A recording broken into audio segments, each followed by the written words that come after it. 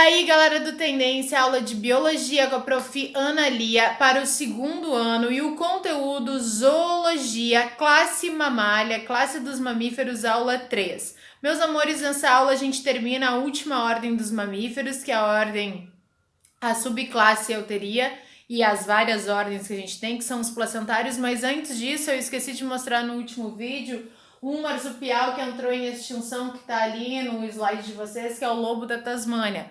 É o lobo. Tem o diabo da Tasmânia, que foi o Taz, foi aquela animação, né? O Taz é o diabo que existe, que não foi extinto, e o lobo tem fotos apenas em preto e branco, que ele foi extinto com permissão, porque ele roubava as aves e as criações de animais, né? E infelizmente era permitida a caça e ele não existe mais. Infelizmente, então, tem desenhos e representações. E ele também era um marsupial, por mais que ele pareça ser, né, um cão, um lobo atual, mas ele também tem marsúpio e essa é uma das poucas imagens que dá pra ver aqui, ó, um lobinho no seu marsúpio. Aqui a luz tá bem na frente. Espera aí, deixa eu aproximar aqui, ó.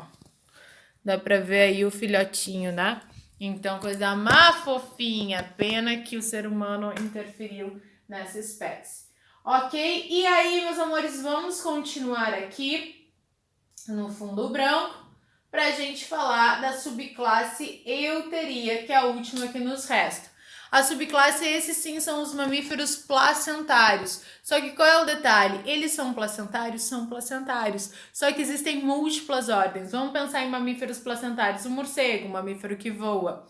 O golfinho, um mamífero que nada.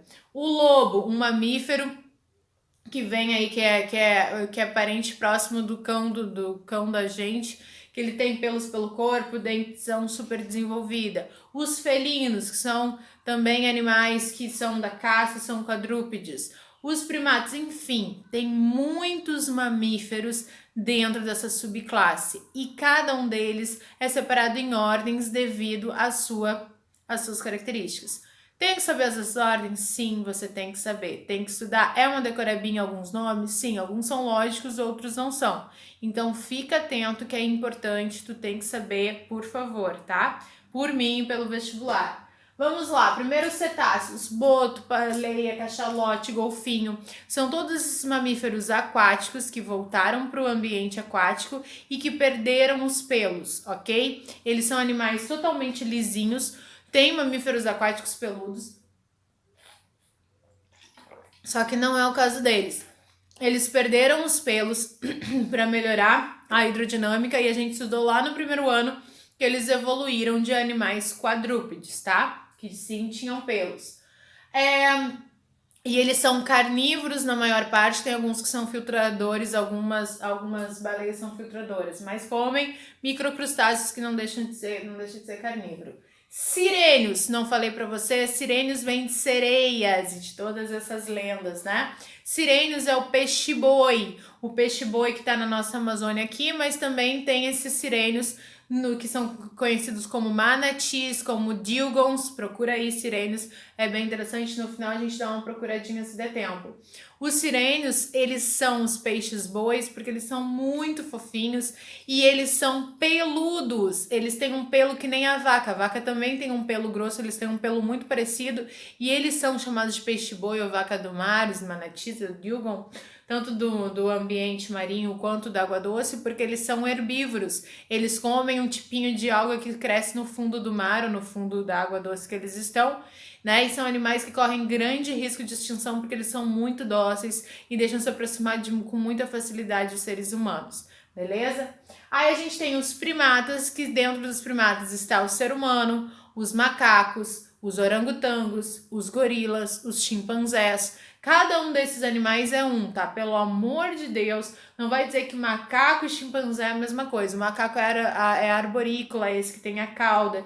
Tem o mico-leão dourado, tem o sagui, tem o babuíno, tem a maior diversidade, tá? E a gente tem vários tamanhos também, macaco-aranha, enfim. E a gente tem os orangotangos, que são esses mais amarelados, correm risco de extinção. Amarelados não, alaranjados. Tem os gorilas, que são esses maiores, grandões, que vivem na África, que são bastante territorialistas. Eles vivem no solo, tá? Eles são bastante pesados. E a gente tem os chimpanzés, que infelizmente são esses que normalmente as pessoas humanizam bastante, né?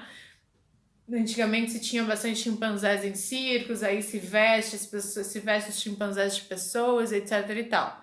Ok? Mas são 4 tipos básicos e tem uma diversidade aí dentro deles. E o ser humano faz parte, lembrando que nós não viemos desses nossos primos, né? Desses animais. Os nossos antepassados são os mesmos, mas não que a gente tenha sido um deles na evolução. Roedores, rato, capivara, cotia. Qual é a característica dos primatas? A característica é esse tamanho cerebral bastante grande em relação ao corpo.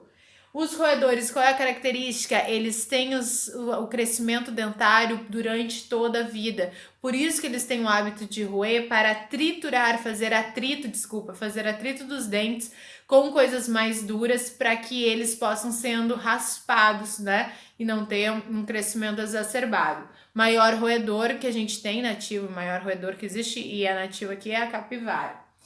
Carnívoros. Dentro dos carnívoros a gente tem os canídeos, os felinídeos, os urcídeos, né? Por exemplo, o cão, o gato, o tigre, a onça, o leão, a foca. Todos eles têm essa dentição formada para caça, para o rasgar das presas. Tanto os felinos, os caninos, os ursinos, né? Eles estão aqui dentro dos carnívoros. Quirópteros, os morcegos, os únicos mamíferos que voam, ok? Então os quirópteros estão aí, os morcegos, a gente tem a falsa ideia de que todo morcego é hematófago e que ele vai precisar se alimentar do sangue de animais ou pessoas, mas a maior parte deles será polinizador, eles se alimentam de néctar de flores de odor muito forte, normalmente não são agradáveis, né, nós seres humanos, e flores que costumam abrir durante a noite. Eles têm uma visão bastante reduzida e eles acabam se movimentando através de sonares. Eles emitem sonares, dependendo desse som onde ele bate, ele percebe que tem ali um bloqueio, né? Tem um obstáculo e ele vai por outro lugar. Então é muito interessante isso e ele criou membranas entre o que seria os ossos, no nosso caso das mãos, né? E por isso ele consegue voar. Aí tem os insetívoras, que é o caso da topeira e dos mussaronhos. Depois eu vou mostrar aqui imagens da topeiras e mussaronhos. Os edentados, aqueles que não têm dentes, como o tatu, a preguiça e o tamanduá. Preguiça e tamanduá, 2 animais característicos também da fauna brasileira que também correm risco de extinção. Eles são edentados, mas eles possuem um bico muito longo, principalmente no caso do tamanduá, com uma língua fininha, e essa língua tem um tipo de cola, então ele vai, enfia essa língua em formigueiros, cupinzeiros e se alimenta. Os lagomorfos, que são os coelhos e as lebres, ok? Coelhos costumam ser mais domesticados, lebres um pouquinho mais selvagens. Em alguns lugares eles acabam sempre, coelhos e lebres costumam ser ali uma presa de muitos animais, mas em algumas regiões, por exemplo, na Espanha, lá uma vez eu fui visitar e eles estavam virando pragas porque eles entram nas plantações e eles comem muito, né? E se reproduzem rápido demais. E esses dois aqui, gente, vou até pular, tem os proboscídeos. Probóscide é a tromba, tá? E os dos proboscídeos, a gente tem o exemplo dos elefantes, que tem esse nariz que se transforma numa tromba, que serve como um membro quase para segurar, agarrar, né? Levar as coisas até a boca. E aí a gente tem esses 2 nomes que são feios, mas não são difíceis. É o Artiodactylus e os Perissodactylus. Socorro, Analia, por isso tu vai estudar, e isso vai ficar de boa. O que é o Artiodactylo e o Perissodáctilo? Vamos pensar o seguinte, uma coisa básica dessa vida. Quando a gente vai querer ter sorte, antigamente se fazia isso, a gente vai lá e pega uma ferradura de cavalo. Ferradura a gente faz, os cavalos que vivem aí em contato com o ser humano, eles têm um casco que é tipo uma unha um pouco mais grossa, e para não entrar em atrito com o asfalto, com o chão e tal, se coloca uma ferradura para não machucar a pata, né? E aí, por exemplo, uma ferradura, a pata de um cavalo tem esse formato aqui, não tem? Muito bem. E como é que é a pata de uma vaca? Vocês já repararam a pata de uma vaca? A pata de uma vaca é assim, ó, uma bundinha. Então tem o casco fendido e o casco inteiro. Os artiodáctilos são esses todos os animais que são quadrúpedes, mas que tem o casco fendido, e os perissodáctilos é que tem o casco inteiro, tá? Aqui é articulado e aqui é casco inteiro. Artiodáctilos, perissodáctilos. A maior parte dos artiodáctilos são esses herbívoros que são ruminantes, que tem os 4 estômagos, tá? Exemplo, o boi, a cabra, o porco é onívoro, na verdade, não é ruminante, ele come qualquer coisa, né? Camelo, viado, todos têm um casco fendido, tem uma patinha, se tu for observar, como se fosse 2 dedinhos. E cavalo, rinoceronte, zebra vão ser perissodáctilos, vão ter assim o casco. Beleza, meus amores? Falei para vocês que ia mostrar a topeira, o mussoronho, que são animais um pouquinho mais difíceis da gente enxergar, e qual era o outro que eu ia mostrar para o peixe-boi para vocês. Então, vou dar um pause aqui e já mostro. Ó, amorzinho, se eu tivesse em aula, a gente olhar e ia ver minhas fotos do arquivo pessoal. Tu tá aí no Google, vai lançando esses animais que tu não sabia que existiam, tá difícil de ver. Vai procurando, tá? Isso que é interessante na zoologia, a gente vê os animais.